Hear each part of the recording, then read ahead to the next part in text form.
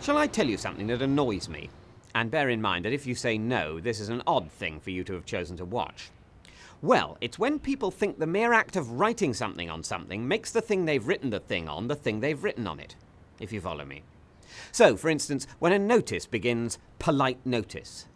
No, I'll be the judge of that, Sonny Jim. I can see you are a notice because I have noticed you. Now you go ahead and do your best to be polite, and I'll let you know how well you did. For all I know, the only other words on the notice will be shit you. Is the notice writer indemnified against any offence caused because they've labelled the insult polite?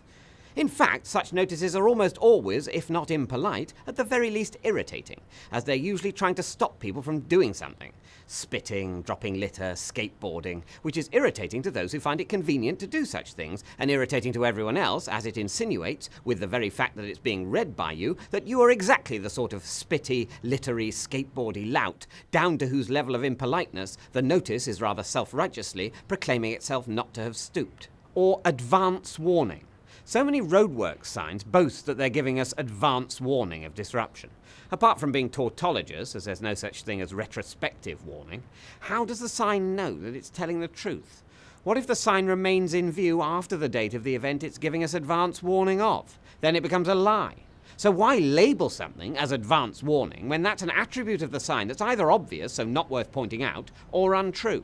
And finally, your local Boots pharmacy. I saw that written on a Boots sign the other day, but not, as it happens, the sign of a Boots anywhere near where I live. So it lied to me. It was not my local Boots, except in the sense that it was local to the place I was currently standing, which was in front of it. And I don't think that should qualify as local. The sign might just as well have said, "This is where the Boots which is here is," or just Boots. I don't know if the Boots which could most justly be described as my local Boots has such a sign, incidentally. If it does, I still don't like it, because I object to the whole idea of my local Boots. It's not mine, it's the local Boots. I'm neither a habitual enough nor a sentimental enough pharmacy user to have that sort of relationship with my chemist. I have a local pub and a couple of local restaurants, but I do not saunter into Boots, greet the pharmacist with a cheery "Evening, Reg," and order a bottle of the usual and, oh, what the hell, it's Friday, a tube of Rennies as well. Put it on the tab, Reg, you know I'm good for it.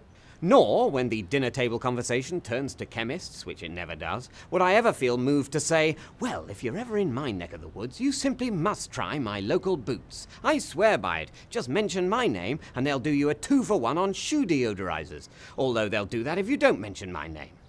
No, I have no loyalty whatever to a particular chemist, supermarket or petrol station. I will quite wantonly go into whichever is closest at the time I need it.